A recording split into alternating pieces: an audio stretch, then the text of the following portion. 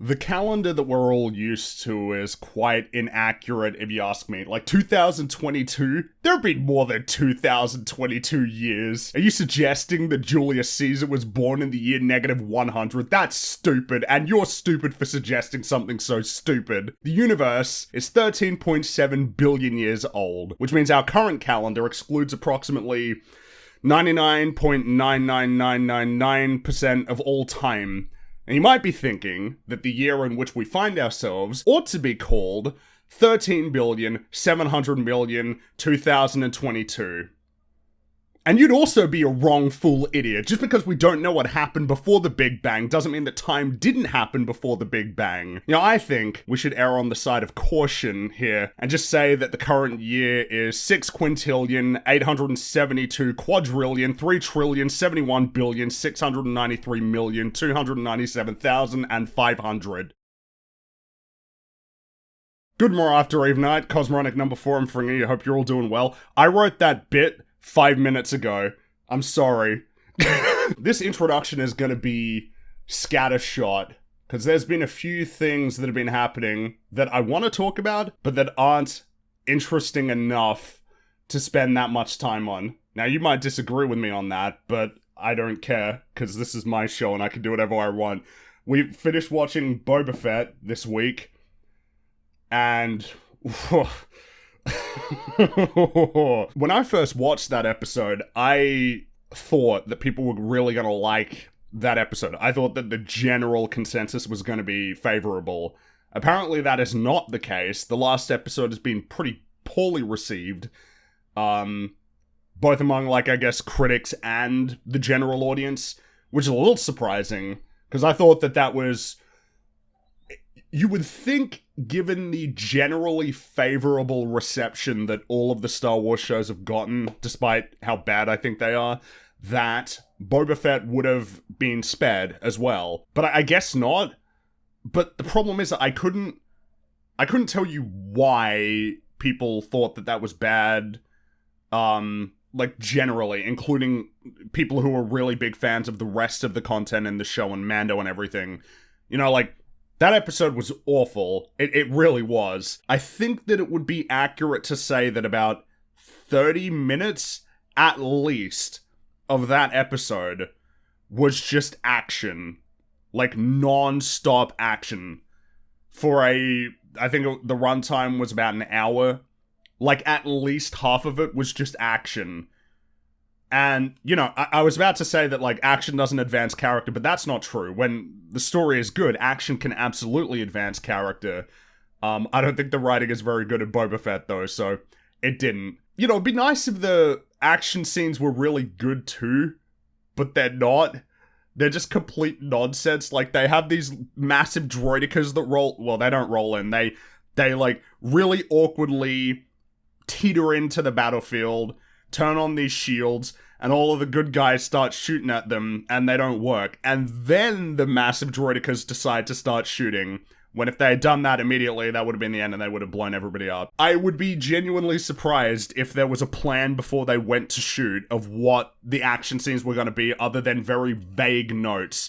Like, they will fight the Pikes here, and then they will, oh no, they're in trouble. Oh, but second wind, the Freetown people are here, and they're gonna save the day. And then the bikers come in, yay, and then, oh no, it's going really quiet. Oh, the droidicas are here, and then they shoot and it doesn't work, and then they have to run away and split up. And then Boba Fett flies away to go get the Rancor instead of Slave One, to then fight the droidicas in the city with the Rancor. We saved the day, guys! Yay! We saved the city.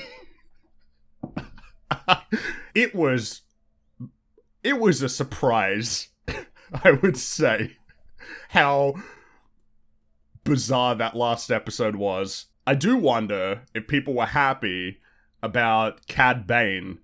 You introduce him in episode 6, and then he dies in episode 7 in a really goofy way. Surely people aren't happy about that, the people who are big fans of Cad Bane. Though, I will say, isn't it a sign of how bad things have gotten that a lot of people are legitimately questioning whether or not he's dead? They're like, oh, well, we didn't see any blood, or, well, maybe they put him in the Bacta tank, or something. It's gotten so bad when it comes to the idea that characters will die and stay dead, and that the stakes and the consequences of a story are meaningful, that people are genuinely speculating on whether a character who was stabbed in the heart with a spear might still be alive. And worse yet, that I look at that and I don't fully write that off, that they might do that. I mean, Fennec died. She got shot, but then she got a robot gut. She got a robot gut. And now Cobb Vanth is going to get a robot shoulder, I guess.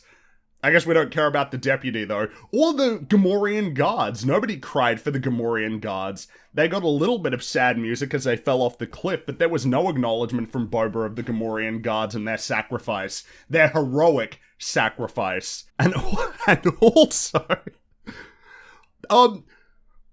Cad Bane tells Boba Fett that the bikers were framed for the death of the Tuskens, that it was actually the Pikes.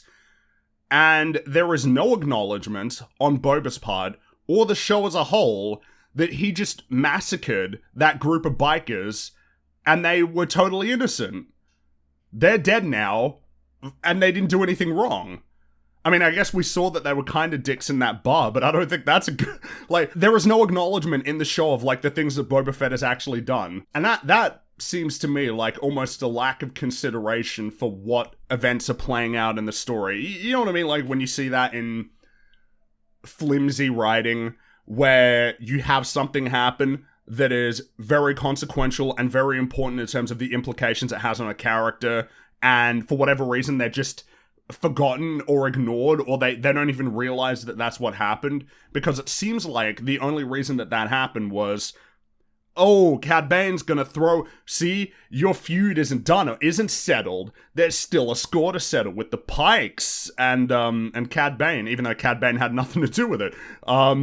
You know, it just feels like we're trying to ratchet up the drama. I am almost certain that the reason why Cad Bane showed up in episode 6, rather than being introduced in episode 1, and remaining as a persistent villain throughout the series, you know, something that would have given him more scenes and potential for character development and more interactions with Boba Fett and other characters. I feel like the reason why he was put in episode 6 is because when you introduce some crazy character that everybody's really excited about, that they remember from previous stories, or that they're anticipating in terms of what they're going to do next in the penultimate episode, is to just, you know, stoke conversation and speculation and hype for the finale.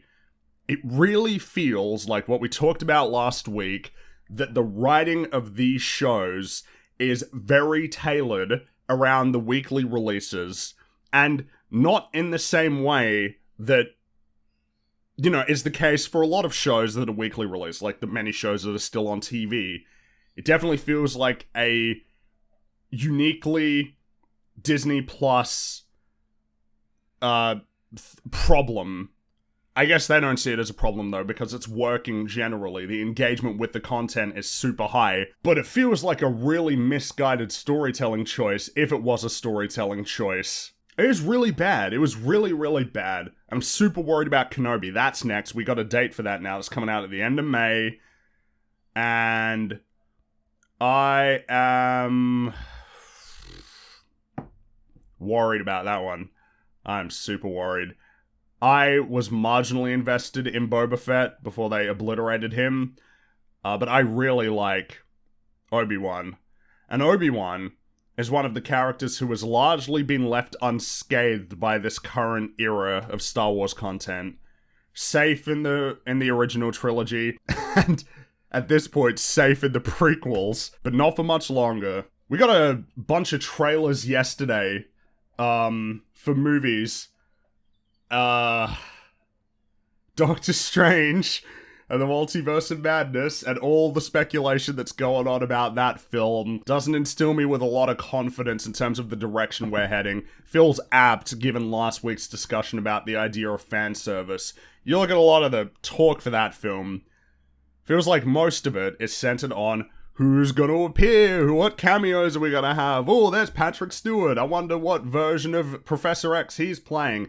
Is that Captain Marvel or is that Superior Iron Man or whatever he's called, played by Tom Cruise? Because that's the rumor. Yeah, how many people have we been seeing when speculating on this film talking about, I wonder what kind of arc Doctor Strange is going to have in this film, you know, given everything that's been going on with him up until this point, and given the kind of really unsound place that he was left in with No Way Home because of how reckless he was in the decisions he was making in that film, I wonder if we're going to really address that. And I wonder what kind of arc we're going to propel him on, especially if he's potentially going to come into conflict with Wanda, if there's any friction between him and Wong. Maybe he is bitter that Wong is now the Sorcerer Supreme and we can have something to talk about there. What's Wong been up to? How has he been running things in the, you know, intervening 5 years of the snap? Like, it feels like we're not even talking about the story that's going to be in here anymore. It feels like we are just talking about cameos.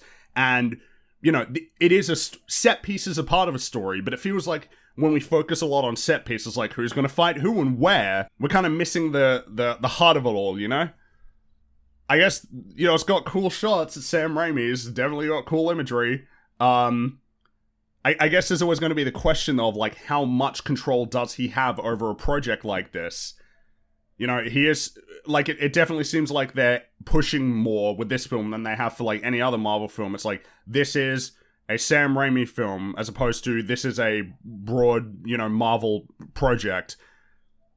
But, I mean, this seems like a big film that is almost certainly going to be influenced by studio decisions, especially if you're bringing in a bunch of cameos and references to other things, and almost certainly setting things up, because that is like the mantra now. It's set things up. We're always setting things up. It's always what's coming next. I don't know, I guess we'll have to see, but we got a trailer for Lord of the Rings, and I basically have no thoughts on that. I mean, clearly they got a lot of money behind that project. I read up into it. I'm pretty sure that the budget for that first season of that show is like $400 million. I think it's the most expensive TV show ever. Feels a bit like a doomed endeavor, you know? Like, The Lord of the Rings, the trilogy, Peter Jackson's trilogy, like, that's glowing. It's impeccable. I mean, it's not flawless, obviously, but it's like, it's really fantastic trilogy. Possibly the strongest trilogy of films ever. That might just be the case, actually, the more that I think about it. A really well-regarded trilogy of films with a show. Feels like an uphill battle, you know? Who knows? Maybe it'll be good. Futurama's getting revived. Remember that thing you liked? Here it is again. Is it as good?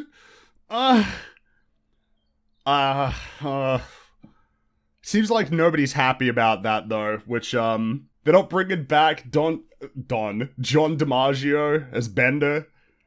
Whew. Of all the people to lose, can we stop? Can we stop? It ended. It was over. That was fine. It was great while it lasted. And then it was finished and over. We don't have to reboot and revamp and relaunch every single thing that has ever been liked. Feels like we're not in not great times for storytelling by the looks of things, and I feel like a lot of it is just misaligned priorities. It feels like we are deviating too much from a focus on narrative, just narrative, and specifically the story that we are trying to tell right now, not the stories that we're setting up or the projects that we're setting up, not to ensure that there are enough subscribers, like enough subscriber growth on the platform for this quarter. Just, hey, I have an idea. Let's explore it. And I feel like it's being enabled in part by us as the audience. You know, when you see, like, the trailer for Doctor Strange come out, and then the speculation runs rampant on who's going to appear, and, like, that's the big fixation of the speculation. Feels like they're doing something right in terms of generating attention. I don't know, it's just, I get a wee bit concerned. Something that isn't as concerning, Nintendo Direct, that was real cool and fun, wasn't it? It's always nice when Nintendo rolls around to say what they're and show off what they're working on. It's always so nice, because it's all just, hey, we're making fun games, they're really fun, and there's a lot of variety, and ain't that grand. I figure that I'm not going to give you like an overview of everything because I don't care about everything that they showed. I want to focus on a few of the really interesting things, and I feel like this time around there was some really interesting things. But I guess before we do that, I noticed that there was some disappointment surrounding this event, and it always feels a bit... I wonder if, I think that there was always an expectation with, like, Nintendo Direct and now with Sony's State of Play thing that every time there's always going to be, like, big new announcements. But I feel like I've been watching these things for long enough that at this point, I don't, I'm not ever surprised if I don't see something that I'm really looking forward to. And, in this case, there were a couple of things that I was looking forward to seeing that didn't show up. I guess the obvious one, Metroid Prime 4, I'm getting the impression that, because if you think about the timeline, that was announced in 2017, and then I believe it was at the beginning of 2019, that they announced that they were restarting and the development was shifting to Retro Studios. So it's now been 3 years, and there is nothing. And it's not only that there is nothing to show, it feels like there's nothing being talked about either. So I get the impression that that game is not close to being ready. And I don't know if that's cause for concern. I suppose the problem is that when you think about Retro Studios overall, they haven't released a new game in a long time. A lot longer than you might realize. Their last full release that wasn't a remaster was Donkey Kong Country Tropical Freeze, which came out in 2014, early 2014. Now that game is fantastic. That game is legitimately like one of the best 2D platformers ever made. But it's been like 8 years. 8 years and nothing. And presumably they've been working on stuff. But all I can imagine is those projects didn't pan out or got cancelled. That's the only explanation for how you spend 8 years and nothing's been made. And I do hope that whatever they were working on wasn't cancelled in favor of Metroid Prime 4, because as much as I'm excited for that, I'm kind of excited for anything they make. And if they're working on a new IP, that would have been cool. Because Nintendo needs to keep making new IPs. It's worked out for them in the past. Like Splatoon. That was a massive hit for like a new IP from Nintendo, but Splatoon, that game is like 7 years old. It's been a while since like a big new thing from Nintendo. I'm just a little bit concerned about Metroid Prime 4. I hope we hear more about it soon. I am a little bit concerned though. No Bayonetta 3 either, and that's another one where it's like, that game was announced something like 4 years ago at this point. It's coming out this year. We got a really cool trailer last year. That was really exciting. I'd like to see more. I'm guessing that it's still a ways out, though. Obviously, no Breath of the Wild sequel news. That's another one that... All three of these games, like, break from tradition for Nintendo. A tradition that you actually see in this Direct, which is that Nintendo typically don't announce their games years before they come out. That is a problem that I have looking at a lot of the rest of the industry, where a game gets announced, and on average, like if a game gets announced at E3 on the stage, and it's not like Call of Duty or some annual franchise, on average, you are going to be waiting like a year for that.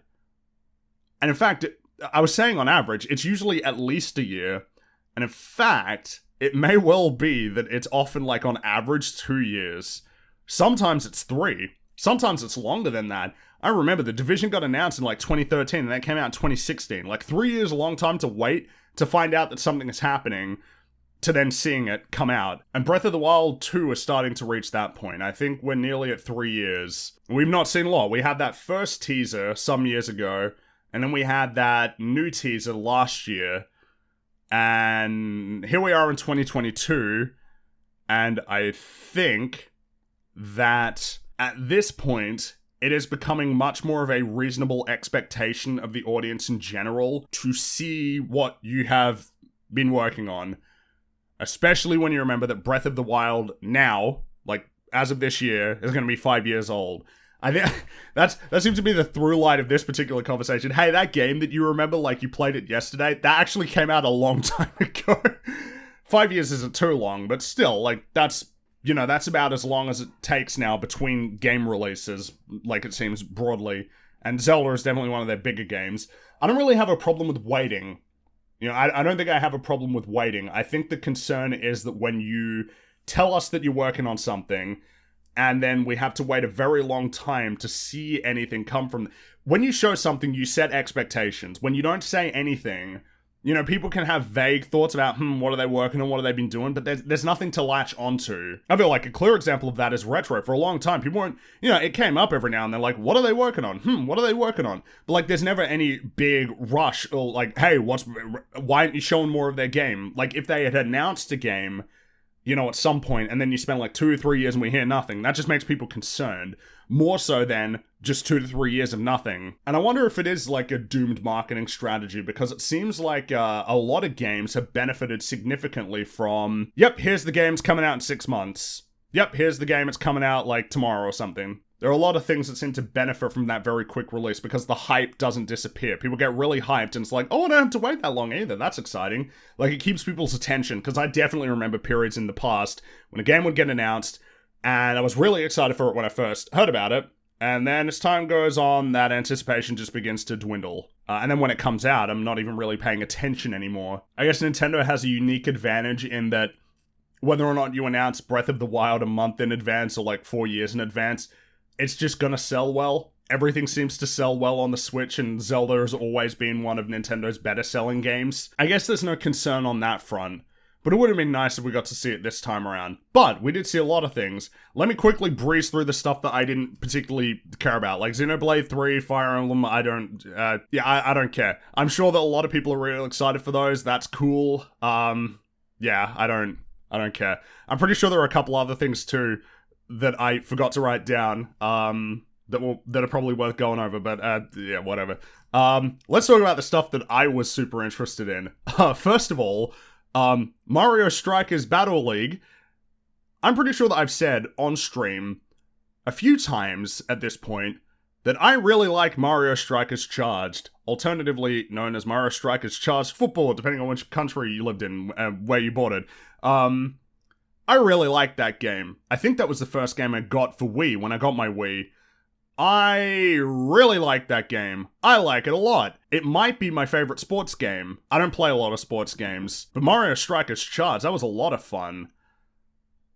That game was edgy. That was probably like the edgiest Mario game that they ever made. It was really cool. Now, it's been a long time since I played it. I don't remember how much depth it had, but I'm pretty sure that it had like more depth than you would expect for like a goofy little Mario sports game. And it had style.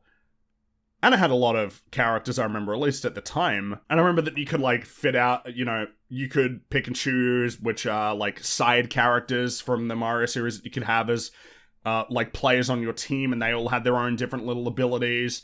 Like I remember, I think like Boo could go like transparent and fly through enemies to like try and shoot goals, and then I think the Hammer Bros would like throw all these hammers at the ground that would knock the enemies out and then try to go for a goal. Like they all had their own little different moves, and it was really fun. It was a really fun arcadey sports game. And that came out in 2000. We're doing it again. Hey, remember that game that you remember playing like it was yesterday? That game is like 14 years old. I think it's 15 years old at the end of the year.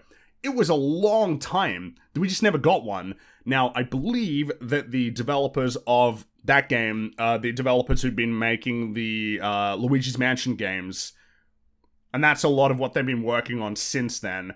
And now they're part of Nintendo, and I don't know if they're working on this one, but I guess it would explain why it took so long for that game to come out. Or for nothing to manifest in that time. But, when I saw this got announced, I was really excited. I've been looking forward to a sequel to Mario Strikers for a long time, and it's here. And it's not as edgy by the looks of it. It looks like it now slots into like acceptable edge for a Mario game. You know what I mean? Like it's a little bit more like they've still got the electric fence that surrounds the field that you can hit people into, and like really punchy moves, and the characters are still wearing armor, but the intro for like Mario Strikers Charged was like playing heavy metal, and Bowser's there like shooting all of these flames. People are getting hurt. It was edgy, but it was fun edgy. But now it's not so it's not like as much edge. Someone in chat has just said rated E 10 plus for acceptable edge. I think that's probably the way to describe it. But something that is cool is it seems like they've tried to integrate the really scratchy line art that they had on like the box art and the key art for the old games into the game for like the super duper, hey, you're going for a goal attacks. That's cool. The game looks great, but it feels like we've reached a point now where like all Nintendo games have a really sleek look. They're on hardware that allows them to almost like go for, you know, we're not quite there because the technology's not quite there yet, of like a little, you know, like we're approaching, you know, like CGI animation, like 3D animation film style. I guess in terms of the new mechanics that they seem to be introducing, it doesn't seem like there are a whole lot, which I'm okay with. It's been a long time, so I feel like it's more about making sure that you nail the fundamentals right before going really crazy. I think the big new system in that game is the armor, like gear system, where you can outfit people with different gear that gives them different attributes in terms of like this, you know, how good are they trying to score goals, how fast are they, how hardy are they, how good they are at passing, which is probably like, that seems like a good way to go. I think that I prefer, because in Mario Strikers Charged, all of the characters had their own just fixed attributes. Like Mario was always like, he's a great all-rounder, Bowser's got a lot of strength, and then I don't know, like Yoshi is agile or something. I think that I prefer when games try to give you a little bit more flexibility in terms of the characters that you can play as. I've been playing a lot of Mario Kart 8 lately, and I keep playing as all of the big characters like Wario, Waluigi, Bowser, Dry Bowser, because all of the like heavy characters have like they have greater top speed, which means that there's a whole bunch of characters in the roster who I'd probably prefer to play as, like Shy Guy or Yoshi or something, that I just don't play as because they don't have the attributes that I need. And if we have a gear system that allows you to have a little bit more flexibility, maybe the characters still have fixed attributes, but you can really tweak them with the gear that you have. I think I prefer that in terms of getting a little bit more variety and hopefully adding a little bit more depth. Because, like, the old games are pretty straightforward, and if we can have it so that, you know, outfitting with different gear means that you can have all your players with, you know, tweaked attributes that can more closely match a playstyle that you like, I can see that adding a lot of variety. I do wonder how many new characters they're going to add too, because we saw that Rosalina's here. I want to see more of Pauline in these games. I feel like she's earned it at this point. I really like that character in Super Mario Odyssey. Great design, fantastic voice. I'd like to see her show up more in like Mario stuff, and it seems like she's been appearing in like the tennis games and stuff, but it'd be cool if they had her in here. And I guess there'd probably be a few other options too. Maybe like, as I'm just trying to think about characters that we've had in Charge that I would hope that all of them are there, including Diddy Kong. Because we seem to be leaving him by the wayside a lot of the time for some reason. I think that online will be a big thing for this game if they can nail it. With a game like that, you want to try and ensure that the online ecosystem is strong and lasts. And I think that they could do that. It seems like they're adding in features, right? That you can make clubs, that you can have a bunch of your players in, and then you compete across the world. You know, incentives for people to play online competitively. I hope that they have tournaments and stuff too. That feels like a pretty obvious thing that you would want to have. I didn't play Charged online, I always played it local, so I'm not super familiar with what that game's online features were, but you would hope after 15 years that there would be some improvement, but I guess we'll have to see. I mean, all in all, I'm excited for that game. I will probably be grabbing it, and it's coming out real soon. So that was pretty exciting. The next thing that I thought was interesting, Splatoon 3. We got a trailer for the Salmon Run mode. I played a bit of Salmon Run on Splatoon 2, but I was much more into the competitive multiplayer in that game. But I guess the broad thought that I had was, you know, Splatoon 2 was a very iterative sequel, that's not a problem. Splatoon was a really great base, and Splatoon 2 added a lot of, like, great core additions to that game, like a campaign mode and a like a co-op mode. You know, it had all of those pillars, and they were all really polished. I remember the campaign being a lot of fun. Salmon Run was cool. Multiplayer was pretty versatile. I played that for a while too. I remember playing that for like a good 4 or 5 months, I think, after it came out, as like a regular jump in and have fun multiplayer game. I'm looking for another one of those. Halo is...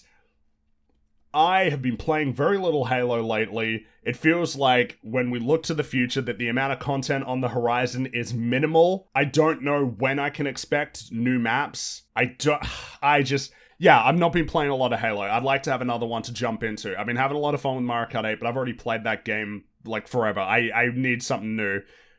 And Splatoon 3 could be that. Because I guess there's no reason at this point to be, like, concerned about Splatoon 3, right? Like, I don't see how... Splatoon 2 was great, and I don't really see how you mess that up, and I don't really think that they will. I feel like it's just going to be, like, another great sequel. I suppose the question will be, how much more is going to be added into this game? Or should we expect, again, a more iterative sequel, where we're just adding more content and making minor tweaks, as opposed to making any sweeping changes? But I mean, that's easy enough for me to say, because as I sit here, I don't really know what I would add, like, that was major into that game. The last game added new, core weapon types. I'm not sure how many more you could add. I'm sure there are options, but, I think it's hard to think about what more you could add. Maybe the campaign will be a lot bigger and more ambitious. Splatoon 2 is 5 years old as well. That's another game that's been out for a while, so they've been working on this for a while. And I remember that Splatoon 2 got support for something like 2 years, so I can imagine the same thing happening here. There could be stuff that gets added later, like that Octo expansion. They create a new one for this. Nothing really to be concerned about. It looked fun. That's definitely a game I'll be grabbing. The next one that I found interesting was Kirby and the Forgotten Land and the memes. I am very unfamiliar with the Kirby series. All I know about Kirby is that the story is way more eldritch than I previously thought. I know that I really want to go back and play the old games. I specifically want to play the one where the main villain was Meta Knight and there was like a whole story playing out there. The Kirby universe seems way cooler than I originally thought it was, and I would, and the fact that it has lore, and apparently these characters actually have depth, like King Dedede, this like goofball that I remember from Smash Brothers Brawl, just going around with his giant hammer, is apparently like really complex as a villain by the standards that you would apply to a game that looks as kiddie and goofy as Kirby. And Meta Knight apparently having a really cool backstory and history. And Meta Knight's cool as fuck. Like, he's really cool. He is the coolest little ball character, like, that there ever was in anything. He is way cooler than you would expect for basically a basketball, a blue basketball with feet. But with all that said, this game looks really cool. It looks really cool. I am surprisingly interested in Kirby and the Forgotten Land. It looks like a lot of fun. It looks more ambitious than, I remember the last game, I think I played the demos. It was like Kirby Superstars or like Kirby All-Stars Kirby Star Allies. Yeah, that's what it's called. And I played it and I was like, man, this game is real easy and not that interesting.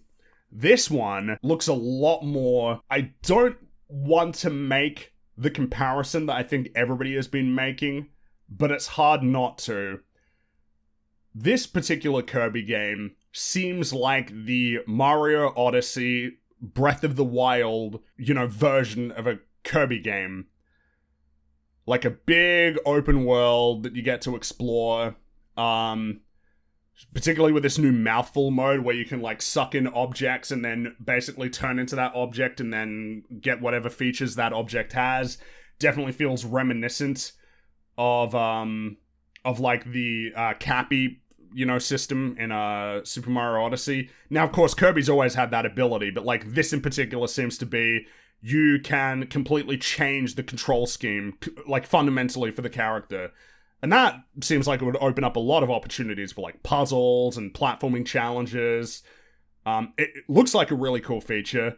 Putting all the memes aside, and the memes are fucking fantastic, like all of the Kirby memes. I saw one where it was like the Akira bike, but it had Kirby, sucked it up. Traffic code Kirby, all of these variations of Kirby as these different objects. It's been pretty fantastic. The meme value is off the charts. But, like, that's a cool idea. It's a really cool idea to just have Kirby not only be able to, like, absorb enemies and then take their powers, and apparently in this game level up those powers that make them functionally different, but then to absorb objects and to adopt their attributes. Like, to adopt their attributes and factor those into gameplay. It feels like there's a lot of opportunities there for some really interesting level design, some really interesting challenges. There were parts in that trailer as well that indicate that this is going to be like a fairly, like, cinematic Kirby adventure. You see, like, these little cutscenes and crazy things happening and characters showing up. It looks really cool. That game looks really cool, and, as someone who hasn't played a lot of Kirby games before, it's piqued my interest more so than... Then again, I guess it's just that I haven't paid much attention to the Kirby series. I never really got exposed to it when I was younger. My only real exposure to Kirby was through Smash Brothers. And that doesn't really give you any idea of anything about Kirby. It just gives you sort of an indication of who the characters are. But I'm looking forward to it. I might grab that one. One that I'm a little bit more on, but I think is interesting, is Nintendo Switch Sports. Wii Sports is old enough that it's now somewhat nostalgic. And Wii Sports Resort, that was a pretty cool game. I like Wii Sports Resort a lot. And it is kind of interesting that we never really got a sequel to those games, because when you talk about Nintendo's best-selling games... Wii Sports, that whole Wii sub-series, sold a lot of copies. And it wasn't just that Wii Sports was sold with every Wii. Wii Sports Resort sold like 40 million copies. That game series was super successful. I'm up for a sequel. But when I rewatched the trailer for that, I started having a few more like, ooh, I'm not sure about this. First thing that I think is a big question that I have, how many game modes does it have? It seems like it only has 6. Tennis, bowling, chimbara, soccer, volleyball, and badminton. And of those... Oh, and apparently golf is coming out later too. Right, so that means that 4 of them are returning ones. And then we got 3 new ones. But 3 of these... Not to say that these sports are the same, obviously they're not in real life, but in a video game where you swing a controller around, 3 of them are hit the thing over the net. 6 modes, 7 later. Is that enough? It might be... It's complicated. It depends on how much depth these modes have, right? Like, if there's a level of depth that's greater than what was available in the games when they were on Wii, then maybe, but I don't know that there would be any reason to think that, given that this is Nintendo Sports, Wii Sports, it's meant to be casual and accessible. I guess online could be a significant thing that works in its favor. Maybe people will uncover a level of depth in the mechanics if they have to play against each other competitively online. And they can always add more later. They could add boxing and table tennis. I know I was complaining about all of them being hit things over, but, table tennis could be a little bit different from just, regular tennis. Cycling, which I remember they had on Wii Sports Resort, which was fun. You could definitely add more. I guess I wonder if that's enough to start. Now, admittedly, Wii Sports, only had 5 modes, and that seemed to... Like, a lot of people just played Wii Sports. A lot of people who had a Wii just played Wii Sports. A lot of people bought it just for Wii Sports. I guess I just wonder if that's... It feels like we're past that era, Like, the Wii succeeded in the era when casual gaming on mobile wasn't a thing yet. And then when it became one... Nintendo had a really difficult time recapturing that audience with the Wii U. The Nintendo Switch is a lot more successful, but I guess I just don't know that it's going to translate that directly. But the fact that Nintendo has become more willing to embrace online means that there may well be modes that get added later. Guess the concern would be that if you have to pay for those modes, you're going to lose people. Like, not everybody's going to pay for those modes, and then you're going to have a split up, fractured audience. We are in that era, but Nintendo has been... No, I was about to give them Nintendo has been really hit or miss when it comes to embracing online and making decisions in terms of, like, monetizing their stuff. It's been hit and miss. Some things have been very fairly priced, some things have been pretty unreasonably priced, like that expansion pass shit. It's hard to say that if they had a live service for that game, whether it would pan out well. Game has a new art style, too. I think it seems like we're totally past Mii's. We want to have... And I think the game looks nice, but I mean, at this point, Like, pretty much all Nintendo games at this point are having a real nice look. Really good visuals, clean, sort of sleek. I guess I look at the Nintendo Switch Sports as, like, that could be interesting. I think price is going to be a factor, though. If it's 6 modes, I wonder if you can justify full price for that. Wii Sports Resort was a full price game, but Wii Sports Resort had a lot more content by the looks of it. That's what to see when more stuff gets shown. Mario Kart 8 Deluxe Booster Course Pass DLC. That's an interesting one, especially given that 2 episodes ago we talked about, oh, I wonder what Mario Kart 9 could be. And now, I think it's safe to say that Mario Kart 9 is a long ways off.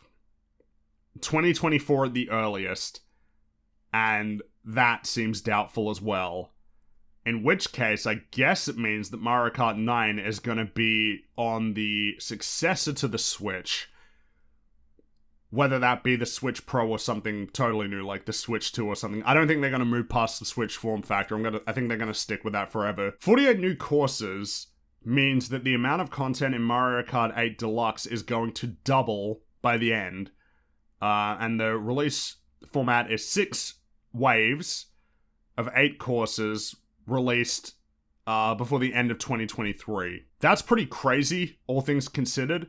And the price was $25 to double the amount of content in the game. That's a really good price. It's only retro courses, which that's cool. You got a lot of courses to pull from.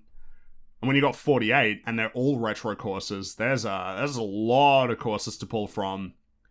And it seems that they're pulling from everything. Every single game, including Mario Kart 2, which I know very little about that game. But it would have been nice if we got new courses, because a lot of my favorite courses from the DLC that they released originally for Mario Kart 8 were the new courses, like the Animal Crossing course, the F-Zero courses, the Excite Bike Arena, and especially thinking about the fact that they really could have leaned into, this is Nintendo Kart now, I guess we're not doing that yet, maybe that'll be next time around, and maybe this is the strategy, right? You just, hey, let's celebrate all of the Nintendo, Mario Kart courses over the history, because next time around we're going to have a lot less Mario courses, a lot more broad Nintendo courses, but I could be totally wrong about that. That might not be what they're going for. I do wonder if with these courses they're going to be really leveraging anti-gravity, because it would seem, based on what they showed in that trailer, that all of the retro courses don't seem to be leveraging anti-gravity. They seem to just be the original courses, like Coconut Mall. And, when you think about those courses, I'm not sure how Coconut Mall would have anti-gravity, or like Choco Mountain, or the Mario Kart, like Mario Circuit from Mario Kart 7. But that was one of the cool aspects of Mario Kart 8, in terms of the level design being really a lot of variety there. Something that I noticed, and I say that like I was the only one who noticed, a lot of people noticed, all of the new courses feature a really cartoony art style that is just inconsistent with the courses as they are in Mario Kart 8. Mario Kart 8, probably to this day, one of Nintendo's best looking games. It's not like realistic, it's like semi-realistic. Like everything's exaggerated and we're going for a more vibrant, cartoony world. But in that world, we've got some realistic looking textures and some realistic lighting effects. It looks very well wrought and detailed and well rendered. And these new courses are just like, they're kind of like Play-Doh, pastel, flat colors, blocky, very simplistic. And I don't say all of those things. I think I said those in a negative way, but like all of those things, they're all choices that you can make in terms of the art style. They are very inconsistent. I think that's my problem with it. I think that the courses look nice, but they are inconsistent with what we had. And I think that I prefer that the way that the courses look in Mario Kart 8 Deluxe as they are, where they're really detailed. I think I would be a lot less happy with like Big Blue if it was in that style, And I guess it's a weird choice why it would be inconsistent. are all of these courses being pulled from, like, Mario Kart Tour? I've not played Mario Kart Tour. And I don't really want to. And I would hope that they're not just being pulled from that game, but that they're actually going to be courses that are totally new, designed for Mario Kart 8 Deluxe. Because it feels like a big missed opportunity if you're going to keep bringing back... That was the cool aspect of bringing back the retro courses. It wasn't just, hey, here are the retro courses again, particularly with 7 and 8. A really cool aspect. And, you know, Wii 2, in terms of the stunts and everything, was how can we integrate the new mechanics into these levels? How can we integrate stunts or gliding and underwater sequences or anti-gravity sequences? That was a really cool aspect of the retro courses. I hope that that's not lost, but it might be. But I guess the thing is that even if it is the case that these are all getting pulled from, like, Mario Kart Tour, and we're not going to be getting these massive changes to the levels, and we're not adding new characters, which feels like a big missed opportunity. If Mario Kart 8 is going to remain the, you know, so if it's going to remain the flagship Mario Kart game for at least another 2 years, feels like now would be the time to add the characters who weren't there before, to bring back Diddy Kong, to add in Pauline, to bring back, like, the Bee Queen, or Wriggler, or, Funky Kong, Petey Piranha. Like, bring back those characters, bring them back into the game. That feels like a missed opportunity. I'm not sure why they didn't do that. Like, even if it is a course pass, even if it's advertised as that, it might be worthwhile to be like, you get 8 courses, and you get a new character who gets added with every single wave. And then you can add 6 new characters. Because that roster, even with all of the additions it's had, still some weirdo missions. And, you know, that it's out of date, right? Like, the roster is the most updated to 2017 with, like, Link Breath of the Wild, and more of it's before that, right? It's like 2015 or something. So we're missing, like, 8 years of development in, like, the Mario series in terms of characters and things like that. And a roster that was more oriented around the games that they were releasing at the time, like those new Super Mario Brothers games. But even with all that said, I mean, $25 for double the content in the game, it's a really good deal. That's a very, very good deal. I'm definitely grabbing it. But I guess the concern will be the amount of variety that we have in those courses. How many are we actually going to pull from the older games, or how much are we going to lean towards the newer ones? How much are we going to lean towards Tour? And I don't mind that, right? Like, because I was totally unfamiliar with Tour, and when I saw it, it's like, oh, that's like the Eiffel, you racing through Paris, and racing through, like, Tokyo, that's really cool. That's kind of cool. But I mean, I guess it's one of those things of like, where are we in the Mario Kart universe? Like, do these places actually exist in the Mario Kart universe? But then again, we're trying to figure out the lore in like the Mario Kart series. Feels like a fool's errand. We'll see. I'm okay with the variety of the courses that I saw in the first 8 that they've shown, which I believe are coming out in March. But we will have to see as we go forward. And that was basically in the Nintendo Direct. There were a few other announcements, but either I wasn't particularly interested in them, or I forgot about them. I think we got some updates on Silk Song as well, but I don't remember that. I totally don't remember that. Maybe it did happen though. That does it for this week. Thank you very much for sticking around and hanging out. It's been fun. This was Cosmoronic number 4. I'm Fringy, and I will see you all next time.